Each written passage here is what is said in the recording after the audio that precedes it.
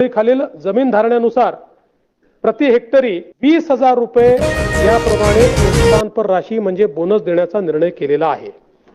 मागच्या वर्षी 20,000 दिला होता, याही वर्षी।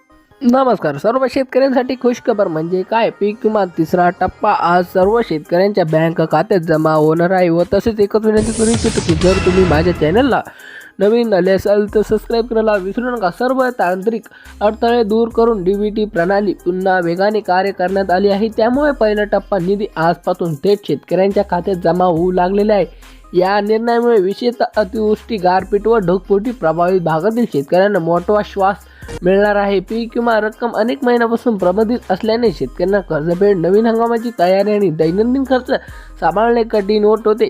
या परिस्थितीची गंभीरता लक्षात घेऊन शासनाने तातडीने तोडगीने निर्णय घेण्यात आला आहे, ज्यामुळे मदत वितरण प्रक्रियेला नवनीत मिळाले आहे। पहिल्या टप्प्यात ज्याची पंचनामे पूर्ण झाले आहेत आणि ज्याची माहिती शासनाने नोंदी अधिकृत केली गेली आहे अशा सर्व शेतकऱ्यांना प्रदान दिले जात आहे। आज दिवसभरात मोठ्या प्रमाणावर व्यवहार होणार असून प्रत्येक बँकेला यासाठी विशिष्ट सूचना देण्यात आल्या आहेत।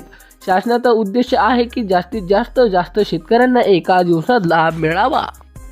विशेषतः मुख्यमंत्री देवेंद्र फडणवीस यांनी राज्यातील शेतकऱ्यांसाठी एक महत्त्वाची घोषणा केली आहे। पीक विमा वाटपाची प्रक्रिया मोठ्या वेगाने सुरू करण्यात आली असून पहिला टप्पा आजपासून अंमलात आले आहे। अनेक महिन्यापासून थांबवलेली रक्कम अखेर सोडली गेली असून पुढील 3 तासात निधी थेट शेतकऱ्यांच्या खात्यात जमा होणार आहे। राज्यातील एकूण 15 प्रमुख जिल्ह्यातील शेतकऱ्यांना या टप्प्यांना मोठी मदत देण्याचा निर्णय घेण्यात आला आहे। तांत्रिक कारणामुळे प्रक्रिया काही काळ अडली होती, मात्र आता ती जलद गतीने राबवण्याचा आदेश देण्यात आला आहे। पात्र शेतकऱ्यांना खात्यात थेट डीबीटी द्वारा हस्तांतरित केले जात आहे। डीबीटी व्यवहारांना दररोज तांत्रिक मर्यादा असल्यामुळे काही ठिकाणी रक्कम जमा होण्यासाठी काही तास किंवा 1 दिवस अधिक लागू शकतो।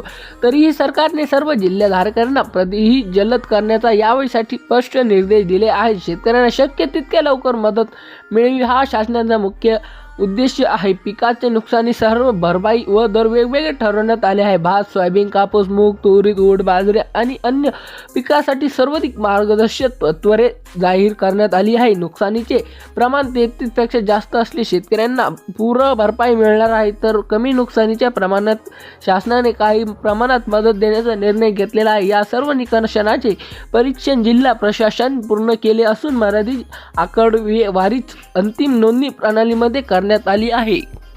व तसेच विविध पिकाचे नुकसान लक्षात घेऊन प्रति हेक्टरी वेगवेगळी रक्कम ठरवण्यात आली आहे। भात, सोयाबीन, कापूस, मूग, उडीद, बाजरी आणि इतर पिकावरील नुकसानीसाठी वेगवेगळ्या दराने मत निश्चित केले आहे। नुकसानीचे प्रमाण तपासल्यानंतर थेट शेतकऱ्यांच्या खात्यात रक्कम जमा होईल। भात पिकासाठी सर्वाधिक मदत असल्याचे सरकारने सांगितले आहे। सोयाबीन आणि कापूस उत्पादकांना राज्य व केंद्र सरकारकडून मिळणारी एकत्रित मदत मोठा दिलासा मिळणार आहे। मूग, तूर आणि इतर पिकासाठी स्वतंत्रपणे निधी वितरित केली जाणार आहे। आजपासून या सर्व पिकाचे नुकसान भरपाईची रक्कम शेतकऱ्यांच्या खात्यात जमा होण्यास सुरुवात झाली आहे।